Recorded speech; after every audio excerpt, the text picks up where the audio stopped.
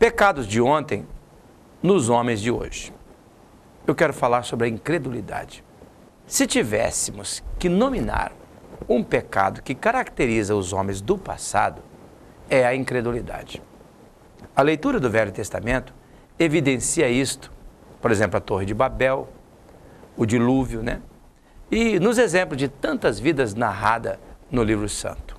O fato é que uma pessoa que insiste em não viver e não fazer do jeito de Deus, endurece o coração e instala dentro de si um estilo incrédulo de viver. Esta postura do mundo antigo está cada vez mais evidente nos homens do hoje. Uma geração pagã e incrédula se torna cada vez mais evidente em nossos dias. E o que é pior? É que esse tipo de pessoas cresce até mesmo dentro das chamadas igrejas cristãs. É preciso que estabeleça a seguinte base. A incredulidade é a raiz da qual se originam todos os demais pecados.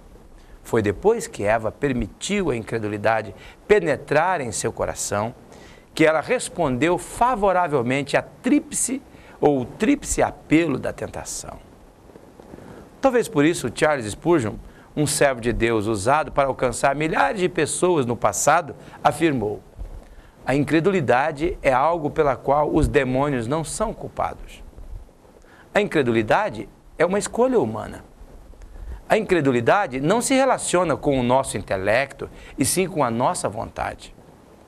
Uma pessoa que rejeita a vontade de Deus e se entrega à procura de estabelecer sua própria vontade, gera em si um estilo incrédulo de viver. É onde o procedimento de erro repetitivo se instala, que acaba por endurecer o coração, criando a resistência espiritual que enrijece a consciência. E aí então nasce a perda da sensibilidade à revelação divina, que perverte o modo de viver. E aí então a instalação do pecado como um estilo de vida. O fato é que os erros de ontem continuam sendo repetidos hoje. Os homens de ontem continuam presentes nos erros dos homens de hoje. As grandes questões da vida ainda estão aí a nos fustigar, a intrigar. E não há dúvida de que a nossa incredulidade faz a diferença. É a incredulidade que faz com que os chamados cristãos sejam tão frios com sua fé, tão preguiçosos nas suas ações de fé e tão remissos no seu desempenho de seus dons espirituais. É a incredulidade que nos faz cristãos nominais e frios. É ela que torna a vida um tormento e gera um coração oprimido. É a incredulidade que faz com que certos cristãos tratem das realidades espirituais com tanta irreverência. É a incredulidade que gera um jeito de viver sem o temor e tremor devidos. A incredulidade impede uma manifestação maior de Deus na vida da pessoa, como nós lemos em Mateus capítulo 13, no versículo 58. Por isso Jesus censura veementemente a dureza do coração e a incredulidade, como nós podemos ler em Marcos capítulo 16, no versículo 14. A Bíblia finaliza a questão deixando claro que a incredulidade, ela nos afasta de qualquer possibilidade divina. Você pode conferir isso em Romanos capítulo 11, no versículo 20. O que isso lhe diz?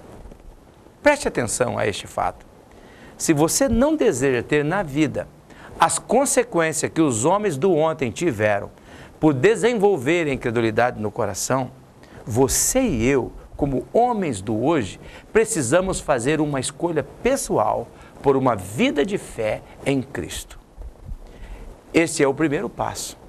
Escolher a fé em Cristo como estilo de vida. Ao tomar essa decisão, você passará a contar com a cooperação de Jesus, como vemos em Marcos capítulo 9, no versículo 24. E ao contar com a cooperação de Jesus, Ele nos dará tudo o que for necessário para desenvolver um estilo que banirá os erros dos homens de ontem no nosso hoje. Corte o mal pela raiz. Mude a semente da incredulidade pela escolha da fé em Cristo. A incredulidade ela ata as mãos da onipotência.